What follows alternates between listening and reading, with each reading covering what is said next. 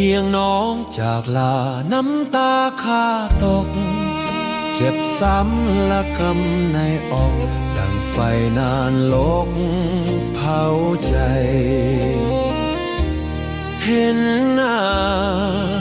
ทุกวันน้องก็จากไปสู่ถิ่นแคว้นอันแสนไกลข้านี้อาลัยอาวรณ์ยินเสียงอ่อนหวานน้องนางเอิ้นสั่งว่าน้องขอลาไกลห่างข้าสุดอ้างว้าง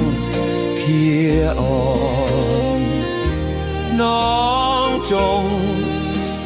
คดีเถิดนางามงอนจากไปแล้วอย่าลืมข้าก่อนจงสังวรว่าข้าห่วงใยโปรดคิดแม่เมตตาข้านี้น้อยหนึ่งจงมองใจข้าให้ซึ้งว่าหลงข้าหนึ่งเพียงใดคิดอยากบอกว่าฮักก็เกรงใจเก็บความลับซ่อนเอาไว้ด้วยข้าอายข้าอาย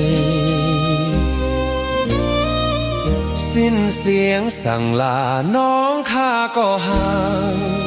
สู่ท้องนภาแสนกว้างข้าแลมองทางน้อยใจก้มหน้าน้ำตาก็ลิ้นตกในหมดทางแล้วที่ข้าจะได้เปิดหัวใจว่าหักแก้วตา